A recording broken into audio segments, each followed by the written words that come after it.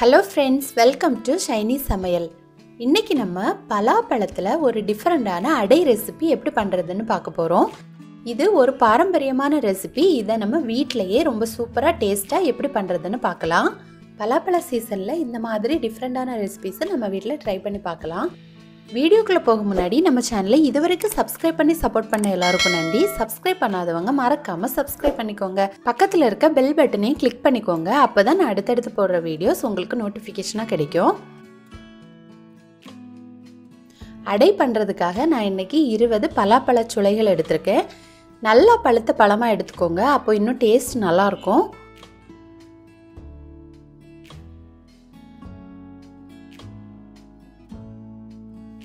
இப்போ இந்த பழத்துல இருக்க பலாக்கொட்டைகளை நம்ம ரிமூவ் பண்ணி எடுத்துடலாம். இது நல்ல பழுத்த பலாப்பழம், அதனால அது ஈஸியா வந்துடும்.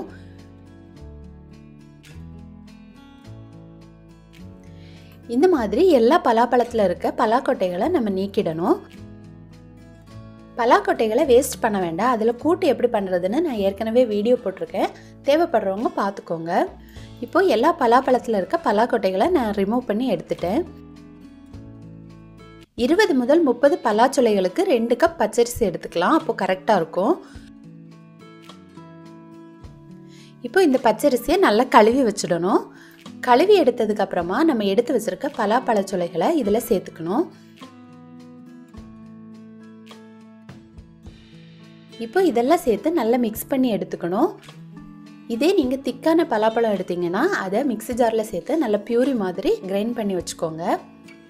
அதை இதில் சேர்த்து இந்த மாதிரி மிக்ஸ் பண்ணி ஊற வைக்கணும். எல்லாம் மிக்ஸ் பண்ணி எடுத்ததுக்கு அப்புறமா இதை 1 மணி நேரம் முதல் 2 மணி நேரம் நல்லா ஊற வச்சு எடுத்துக்கணும். நம்ம இதை ஊற வைக்கிறதுக்கு தண்ணி எதுவுமே சேர்க்க தேவையில்லை. இந்த பலாப்பழத்தில் இருக்க ஈரப்பதத்திலேயே அந்த அரிசி ஊறி வரணும். அப்போ தான் இதோட டேஸ்ட்டே நல்லாயிருக்கும். இப்போ பாருங்கள், இது நல்லா ஊறி வந்திருக்கு. அடுத்து இதை நம்ம அரைச்சி எடுத்துடலாம்.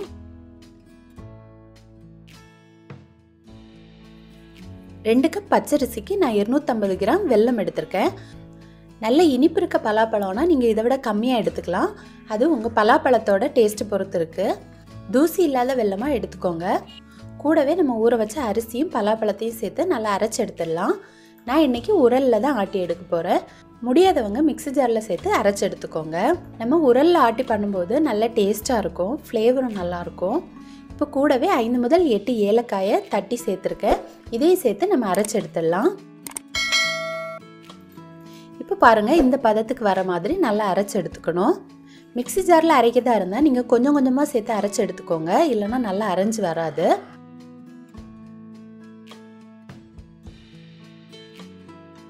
இப்போ நம்ம இதெல்லாமே தனியாக எடுத்து வச்சிடலாம்.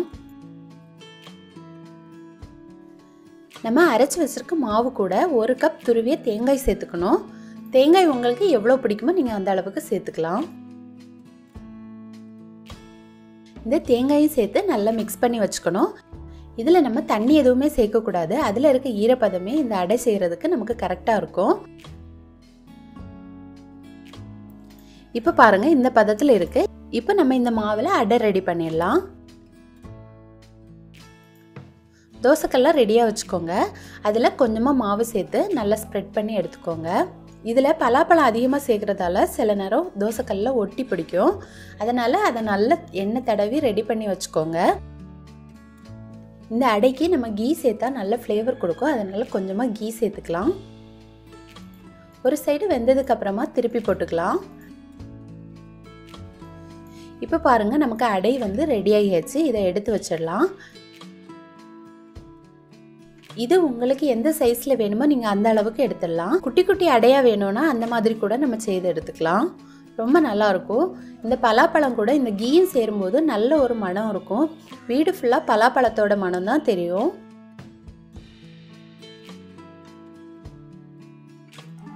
இப்போ நமக்கு அடை ரெடி ஆகியாச்சு. இதை சூடாக கீ கூட சாப்பிட்றதுக்கு ரொம்ப டேஸ்ட்டாக இருக்கும். இது ஈவினிங் டைமில் ஸ்நாக்ஸாக சாப்பிட்லாம்.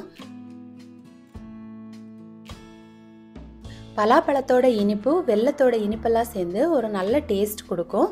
நீங்களும் கட்டாயம் ட்ரை பண்ணி பாருங்கள். பலாப்பழ சீசன் வரும்போது இந்த மாதிரி டிஃப்ரெண்டான ரெசிபிஸ் நீங்களும் ட்ரை பண்ணி பார்த்துட்டு எப்படி வந்துச்சுன்னு உங்களோட கமெண்ட்ஸை சொல்லுங்கள். இந்த வீடியோ உங்களுக்கு பிடிச்சிருந்ததுன்னா ஷைனி சமையலை மறக்காமல் சப்ஸ்கிரைப் பண்ணிக்கோங்க. தேங்க்யூ.